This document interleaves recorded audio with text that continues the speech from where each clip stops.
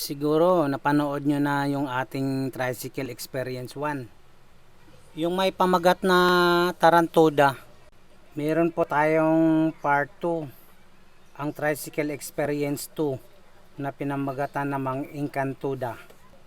Siguro naman naranasan nyo na rin yung para kayong naengkanto habang nakasakay sa tricycle. Panoorin nyo po to para malaman nyo kung anong ibig kong sabihin ng naengkanto. Engkantuda Tricycle Experience 2.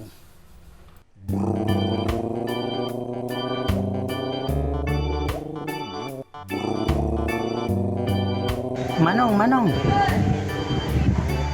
Oh, bakit? Ano na naman? Umanda na naman yung pagkareklamador mo? Pigilan mo. Hindi po ako magrereklamo. Magsasuggest lang po ako. O sige, ilagay mo dyan sa suggestion box. Wow! Hindi na po. Sasabihin ko lang naman po kasi maikli lang naman po eh. Sige, sabihin mo kung ano bumabagabag dyan sa isip mo. Manong, ops. Tama na, maikli lang, di ba? Ay, di po pala maikli, sakto lang. Sige, na. Ano kaya kung baliktarin mo yung damit mo, Manong? At bakit? Malinis pa naman 2 araw lang to eh. Problema mo ba sa damit ko? Malinis pa naman tong panlabas na party Pag marumi na, tsaka ko na babaliktarin para isahang laban na lang.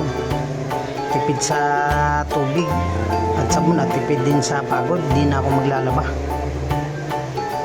Bakit? Bakit po? Kayo ba tagalaba? Oo. Baka nabili nyo pong washing machine ay panlalaki. Oo nga baka nga rin. Sige naman baliktarin mo kaya yung damit mo. Bakit ba kasi? Baka po kasi naengkanto po tayo. Kasi sabi ng matatanda, pag naliligaw daw, babaliktarin lang ang damit para matuntun ulit ang daan. Kasi pag naliligaw daw, naengkanto daw po yan. Bakit di naman tayo naliligaw hindi ba? Kala ko kasi naengkanto tayo. Kasi kanina pa tayo paikot-ikot sa kalye natin eh. Baka ako naligaw po tayo. Paano si Boy scared na itong nasakyan natin eh? Oo, ipal ka pa eh. Siyempre, kailangan kong umiskeda, kailangan kong i-scan ang lahat ng kanto kung may pasahero pang iba para di sayang yung biyahe, para di ako lugi. Mas lalo nga lang kayong malulugi.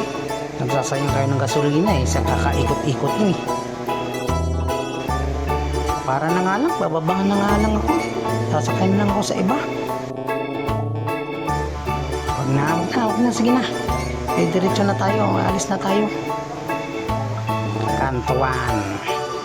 Hinto, antay ng 3 minutes. Antay sa pasahero. Kanto to. Hinto, antay ng 3 minutes. Antay sa pasahero. Putik Manong, mas lalo ata tayong tumagal. Dumiretso nga tayo pero ginagawa nyo namang terminal bawat kanto para magantay ng pasahero. Nahalata mo pa rin? Please like naman po at saka subscribe at saka hit po natin ang notification bell po. Salamat po.